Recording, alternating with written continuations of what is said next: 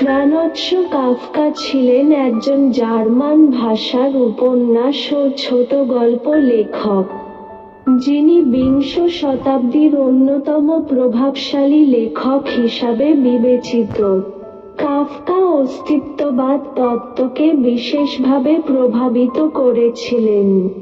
France কাফকার তার জীবনের সমস্ত বাণীর মধ্যে বাছাই করা বিখ্যাত 10টি বাণী বা উক্তি। 1.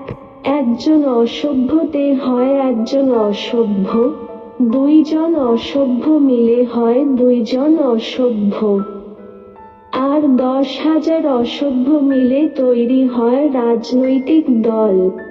2. আমি একটি শূন্য খাঁচা, যে একটি পাখির খোঁজে আছি। 3. যৌবন সবচেয়ে সুন্দর সময়, কারণ এর সৌন্দর্য দেখার ক্ষমতা আছে। যার সৌন্দর্য দেখার ক্ষমতা আছে সে কখনো বৃদ্ধ নয়। 4. মৃত্যুর ইচ্ছাই হলো বোঝার প্রথম চিহ্ন। 5. আমি তোমাকে বোঝাতে পারবো না, আমার ভিতরে কি ঘটছে তা কাউকে বোঝাতে পারি না, কারণ আমি নিজেও তা ব্যাখ্যা করতে পারি না।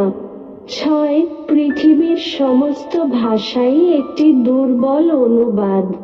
7. আমি মনে করি আমাদের কেবল সেই ধরনের বই পড়া উচিত যা আমাদের ক্ষতবিক্ষত করে এবং ছুরিকাঘাত করে। 8. বই একটি মাদক দ্রব্য, হাঁটার মাধ্যমেই পথের সৃষ্টি হয়। 9. সে মরতে ভয় পায় কারণ সে এখনো বাঁচেনি, প্রেম হচ্ছে দ্বন্দ্বের নাটক। 10. ঈশ্বর যেমন বাদাম দেন, কিন্তু তিনি সেগুলো ছুলে দেন না, ঠিক তেমনি মানুষকে জ্ঞানের ভাণ্ডার দেন, কিন্তু সেগুলাকে জাগানোর দায়িত্ব মানুষের। ভিডিওটি শেষ পর্যন্ত দেখার জন্য অনেক অনেক ধন্যবাদ। ভালো থাকবেন, সুস্থ থাকবেন, আর এই ধরনের নতুন নতুন ভিডিও পেতে চ্যানেলকে সাবস্ক্রাইব করে রাখবেন।